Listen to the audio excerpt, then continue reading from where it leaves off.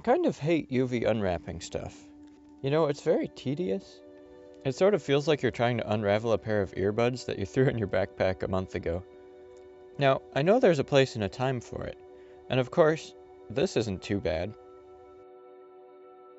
But when you come to a massively complex model, the thought of unwrapping all those parts? Ugh. Anyway, since there aren't any rules on my own projects, I'll often go for the method that will save me the most time and headache. So in most cases, I'll use box mapping. Box mapping is where Blender automatically projects textures from all different sides of your model. It looks kind of like this.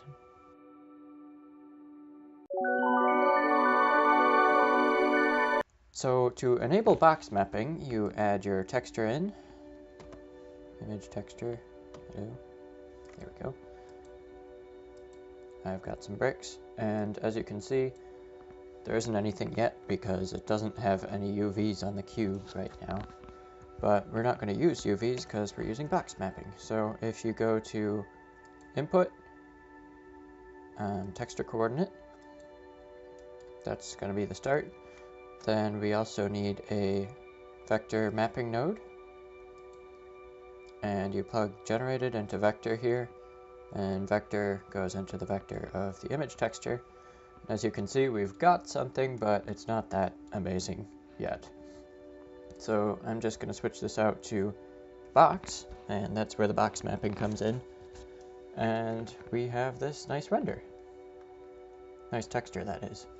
And just to show you, it works pretty nicely on meshes that are not just boxes, so that's cool. If we go make this a sphere real quick, it textures it pretty nicely. You can see at some point here there are some seams, and to get rid of those seams here, you just want to go turn up the blend value here, and it's pretty much seamless now. The higher you turn up the blend value, the weirder it starts to look, but so yeah, that's box mapping in a nutshell.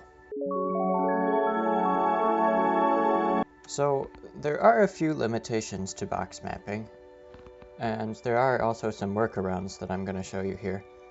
So the first limitation is you can get some pretty nasty stretching sometimes. If you go like this and scale the object, you can see here the bricks are not very nice right there. But so a good way to fix that is to mess with the scale values. So if it's twice as long on the X side, then you're going to want to multiply this X scale value in the mapping node by 2. And that gets rid of your stretching problems.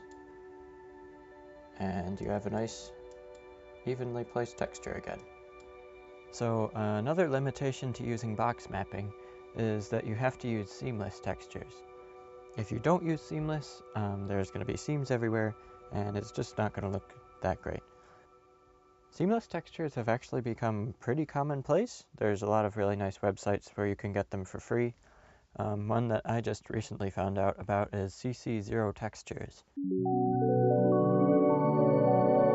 Okay, that's it. I have something really useful coming next week, and I'm excited to tell you about it, so stay tuned.